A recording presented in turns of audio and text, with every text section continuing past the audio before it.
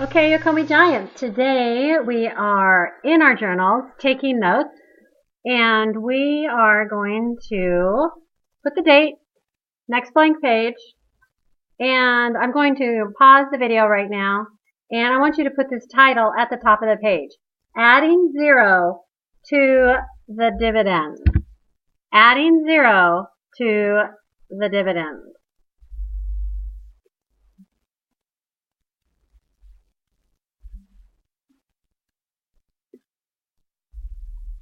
Okay, now that we have adding 0 to the dividend at the top of our paper,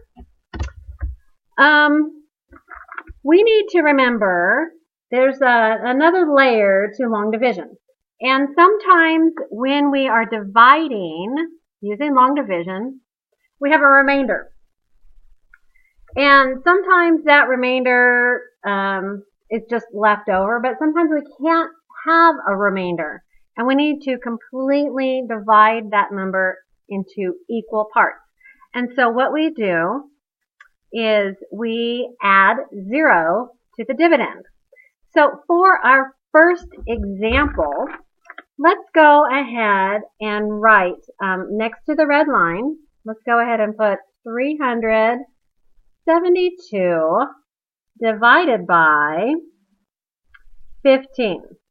So go ahead and write that down nice and neat in your journal. 372 divided by 15. And let's see if I can zoom this in a little bit for you. Focus, and we will get that going. All right, so we have that written down in our journal. So how many 15s are in 3? Yes, 0. So here we go through our long division process. How many 15s are in 3? 0. 0 times 15 is 0. Yes. We subtract 3 minus 0, 3. Okay? Is 3 less than 15? Yes. So we bring down the 7.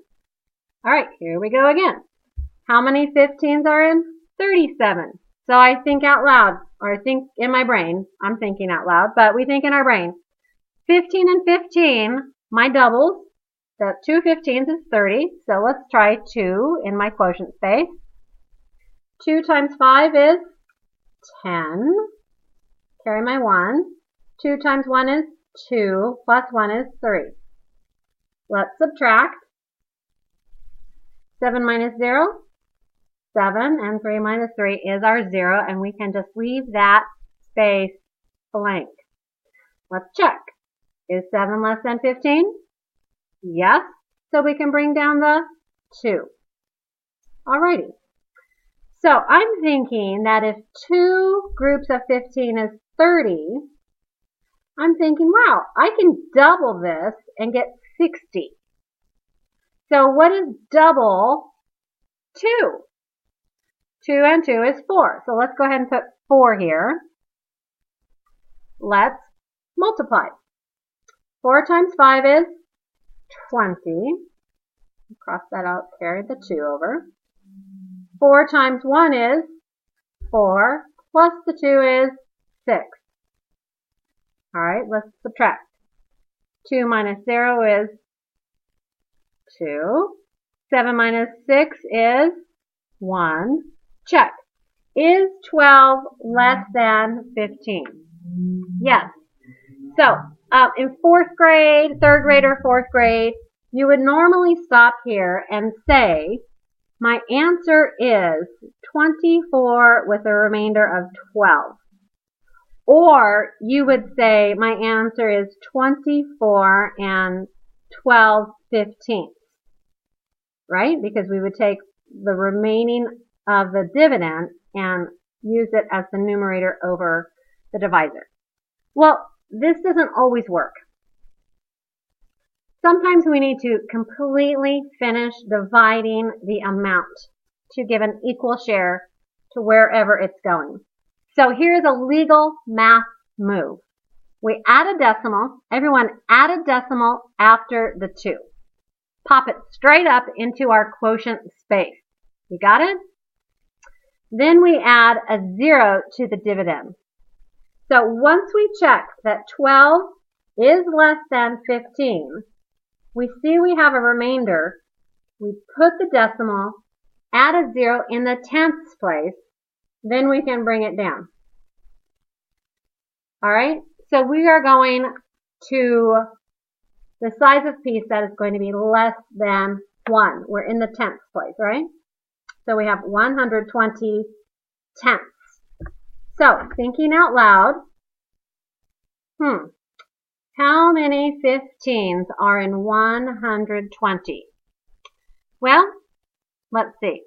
I know 4 sets of 15 is 60. And if I double 60, 60 and 60 is 120. So I'm going ahead and I'm going to double the quotient up here in the tenths place. I'm going to put an 8. Go ahead and put an 8 along with me. Got it? Good. Now, let's multiply. 8 times 5 is 40. Good. Let's cross that off and add my 4 up there. That's my add-in. 8 times 1 is 8.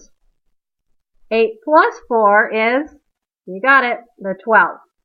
If I subtract that 120, I have nothing of the dividend remaining, and I have 24 and 8 tenths as my quotient.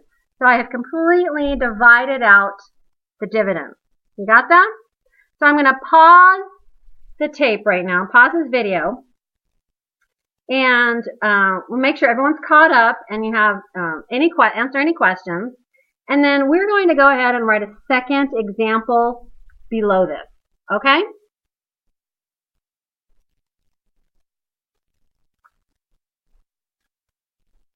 Okay, now that we have paused the video, we're going to continue on with a second example. All right? So up here we had a whole number divided by a whole number. Well, what happens if I have decimals? What happens if I have decimals? Right? What do we do? So write this example down. 1 and 2300 divided by 600. Now this looks an awful lot like some of our problems the last couple of days when we had money. You know, like Mr. Thiele had $1.23 and he was going to buy erasers and every eraser was 6 cents. Something like that. So it looks a lot like those problems. Do you remember those? Yeah, I think so. So what was the first thing we had to remember?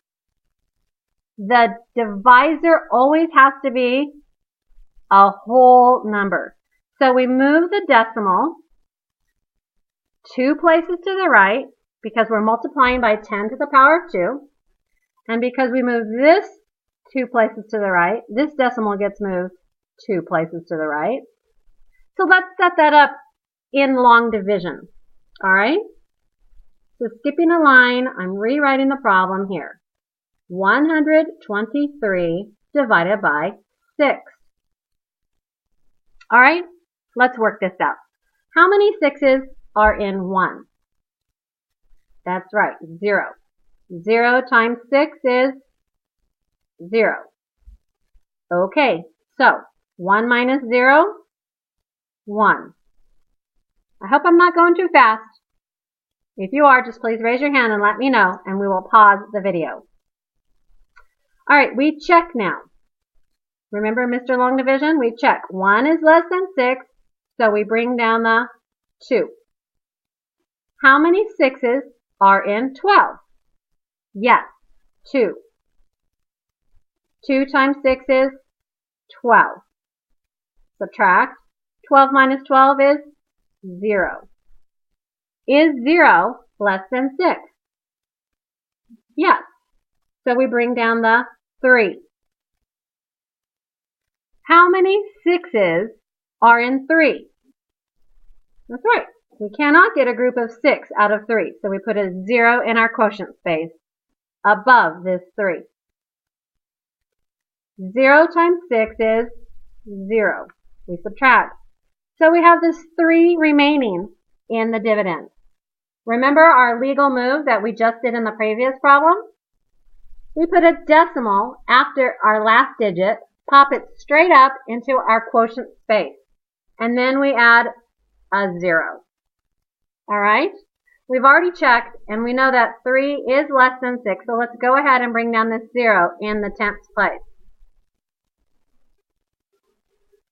Wow, that looks like it's going to work out.